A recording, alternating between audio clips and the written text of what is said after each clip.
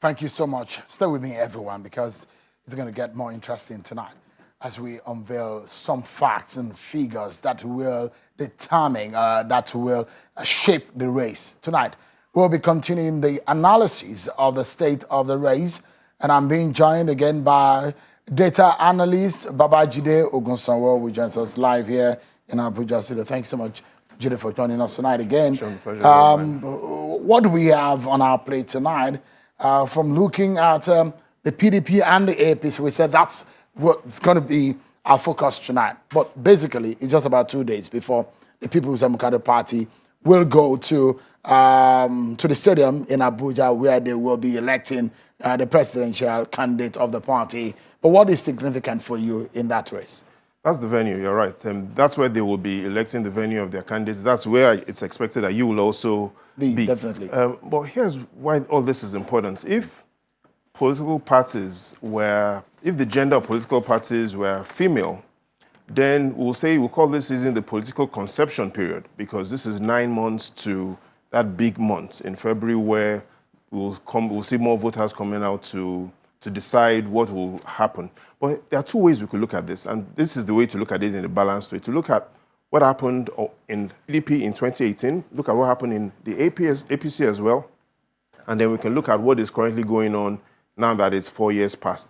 So let's start with the PDP. Let's take a look at what happened in 2018 when they all went to Port Harcourt for the PDP presidential primaries. Mm-hmm. And if we focus on that, here's what you notice. In 2018, 3,153 delegates determined who won that election. Yes, it was won by Atiku. Coming second was Aminu Tambuwal, the governor of Sokoto State, and third, Bukola Saraki. In all, what we see currently is these top 3 candidates that came out top 3 in 2018 are still in the race.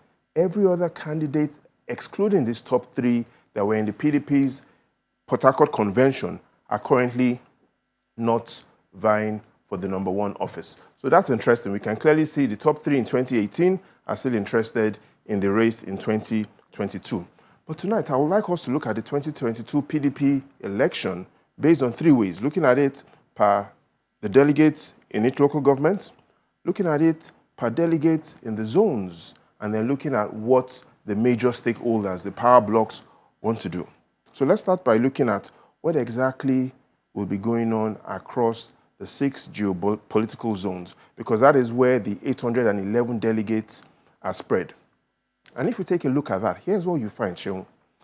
Clearly, not all zones have the same number of delegates. What the PDP has done is to have 1 delegate across all the 774 local governments, and then in each state, there will be an additional delegate for the physical challenged, and including an extra delegate from the Federal Capital Territory. So in all, we see that the Northwest zone is a zone that has most of PDP's delegates. Is a political power block of Nigeria. Well, that's the political power block. And that is where the numbers are. That is where the numbers are. And later, when we go into the zonal analysis, we'll see why these numbers shown are important. Number 2 is the Southwest, followed by the North Central, the South-South, then the Northeast, and finally, we have only 100 PDP delegates from the Southeast. And that's what really makes this interesting. Only 811 delegates for 2022 versus 3,153 delegates in 2018. So clearly, even those that want to use money to influence these delegates will make it it's definitely going to be a tougher season for you to just want to use money alone to influence the decision of these delegates. These delegates in 2022, I refer to them as super delegates because they will really influence and determine what will the PDP aspirants will do. I mean, we've been highlighting right here on China's television the importance of the delegates. They are the bride of the beautiful brides of these political parties. But beyond that, they've been in the shadow. A lot of people don't know who these people are. We've tried as much as possible to break it down for people to know who these people are. They are represented across the different local governments, representing the different local government. But it's also important that they know that whatever they decide is what the nation will get. So they should not be under the illusion that they have Nigerians at large to blame, Nigerians should blame these delegates if they shoot wrongly, no matter what political party they belong. Yes, Nigeria should blame these delegates. You're right, Sean, but we need to ask ourselves, who will influence these delegates? And so let's look at the delegates per zone and then look at which candidates from the PDP are in these zones. It will give us an inclination as to who perhaps might win PDP's race. And if you look at the delegates per zone, here's what you find out currently. In the Northwest, that has 193 delegates shown, the PDP currently has only one candidate, the governor of Sokoto State, Aminu Tambuwal. He is the only candidate in that zone that has 193 delegates. It gives you an inclination of what could happen in the Northwest. It's from that zone, but it doesn't own the delegates. It doesn't own the delegates, but he's the only candidate of the from PDP that region. From that zone. Plus, emotionally, they might be inclined to him. Yeah, emotionally they might be. But don't forget, a few people that have made inroads into the Northwest. But here's what makes his own case even special, Sean. One is Aminu Tambuwal is the only PDP governor in the Northwest, and two, Aminu Tambuwal is the chairman of the PDP Governors Forum. Now, let's look at what's going on in the Southwest. Two candidates, Ayo Faoshe and Dele Momodu, 143 delegates. The third zone that has the most number of delegates is the North Central. And Dele Momodu belongs to the Southwest, and he also has one leg also in the South-South. His father is from Edo State. His mother from Osun State. So, and that takes us into what exactly is going on in the South-South. In the South-South, you have three candidates all bidding for the 129 delegates from the South-South, and then hopefully they will be trying to create strategies that allows them to use their relationships to get more delegates across other zones. In the Northeast, we have Atiku Abubakar, Bala Mohammed, and Ayatuddin. But here's the challenge with the Southeast, Sean, and I want you to listen carefully to this. The Southeast has the least number of delegates, 100, based on their number of local governments. However, the Southeast has the most number of PDP aspirants. In other words, it gives you a bit of an understanding why the former governor of Anambra State, Peter Obi, might have taken a decision to leave the PDP, because he comes from a zone that has the least number of delegates, yet has the most number of PDP presidential aspirants. In other words, Sean, it was going to be easier for Peter Obi to get water out of the rock than to win the PDP election. As it stands right now, it does seem, looking at the number of delegates, how they are spread across the zones, and where the candidates are coming from, it does seem that there is a white horse staring at us from the Northwest. I know in the coming days, there is still more for us to do, because we have plans to actually now break it down further to let our viewers know where the strength of some of these aspirants are, but not today. But let's go ahead with the analysis. Yes, but we could also look at the strength of the aspirants, especially looking at the major power blocks, looking at what Nyesom Wike could do, looking at what the other governors could do. And that is where I would want us to finally end the analysis and outlook of what could happen in the PDP primaries. And let's take a look at the major power blocks in the PDP today and how they might want to use their strengths in the next 72 to 100 hours. And if we look at that, what you currently see is that list that clearly, let's say you identify that there are 4 PDP governors that are currently wanting to get that office. Tambuwal from the Northwest, we see from the Northeast, we see Bala Mohammed. We see from the South-South, Governor Wike and Governor Udom Emmanuel.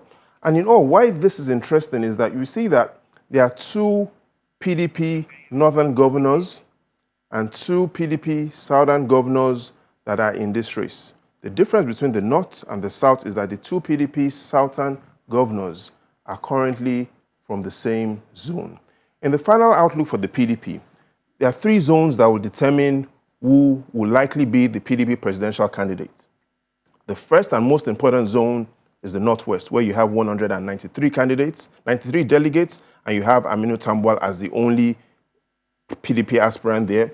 The second is the North Central, where you have 130 delegates. However, you don't have any PDP governor. You have Bukola Saraki wanting to pick that ticket.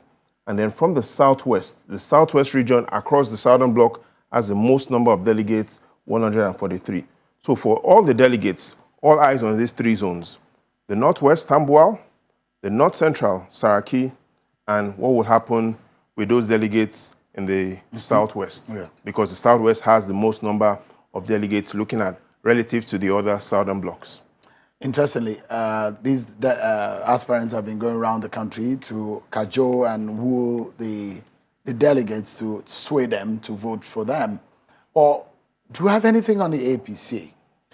For the APC, that is more complex, but even more interesting, because it's still not clear if the APC will go with the direct primaries, the indirect, or the consensus. So what we can do with the APC is to look at what currently is going on and who are their candidates, especially looking at it from where their candidates from the north and where their candidates from the south. So I'd like us to take a look at what the shape of the APC's candidates look if we look at it relative to even their governors. So as of today, the APC has governors in 23 states. What you have on the left table are those states in the north where you have 14 APC governors, and what you have towards the right are those 9 states where you have the APC governors. Well, here's the fact, Seun.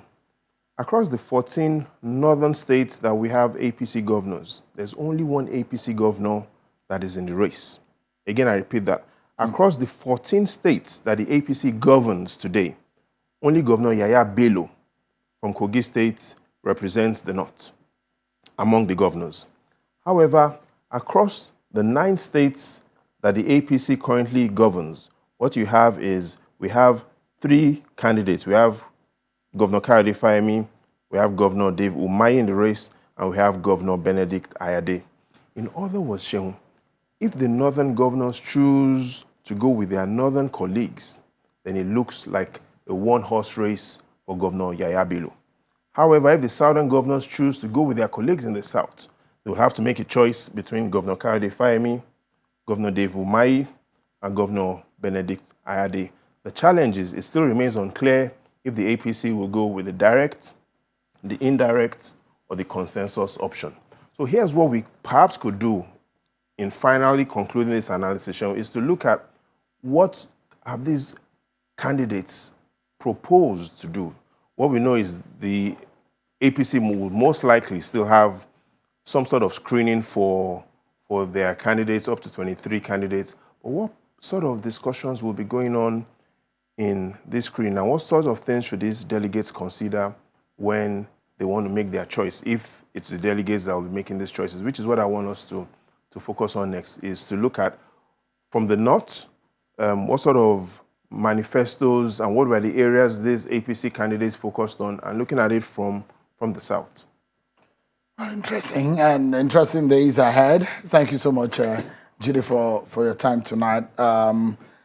Much more to chew on, especially with the kind of intensity. I'm not sure we've seen so much intensity in any presidential race in this country. But thank you so much for what you do, Ogunsawo. So much intensity. If we had some more time, I'll have shown you the manifestos of the APC candidates from the northern region of the country, and then to look at what the differences are between those manifestos. Can we do that in 60 seconds? Yes, we surely can. Let's quickly look at the presidential manifestos, key areas from the APC presidential candidates from the north, and then we'll quickly look at it from the south. Okay, great. Let's go ahead. From the north, we're looking at 19 candidates. If you take a look at that and we can pull that up, what we see is among those candidates, when it comes to equity and accountability, the vice president, the APC female candidate, Uju Onaye, and Tunde Bakare score quite high when it comes to equity and accountability. When it comes to wealth creation and management, we have a lot of candidates that score relatively high. When it comes to education, the highest scorer there is the vice president. When it comes to security, Governor Kayode Fayemi and Ogbonnaya Onu. When it comes to power and industrialization, the vice president and Bola Tinubu scores high. And in final analysis, let's look at what is going on among the candidates from the south. That is for the northern candidates. And if we look at the key areas of the candidates from the north, which we have Governor Yaya Bello leading, we have the Senate President Ahmed Lawan, we have Mohamed Badaru, and we have Ahmed Yerima. Across the candidates, the APC's candidates from the northern region, what we see is that when it comes to their ideas on equity and accountability, Governor Yahaya Bello and Ahmed Lawan seem to have a tie there. However, when it comes to wealth creation and management, the ideas of Governor Yahaya Bello in his manifesto seems to be clearer when it comes to education, security, and industrialization as well. Governor Yahaya Bello's 119-page roadmap, as he's put it, is a bit more, in fact, in some areas, especially when it comes to security, his plans, when we look at it relative to the other plans of the APC candidates from the north, is more detailed. So clearly, the delegates have these to consider: APC candidates from the north, APC candidates from the south. But perhaps there's one delegate nobody is talking about, and how much influence it will have on these delegates. A delegate that is not just an ordinary delegate. I'm talking about the role the president will play. It's actually not a voting delegate. It's not a voting delegate. It's going to be an observing delegate based on the electoral law. But he is the voting delegate that is stronger than even the voting delegates. Thanks so much. A non-voting delegate, but has perhaps more overriding power than the voting delegate. Interesting times for the next 100 hours.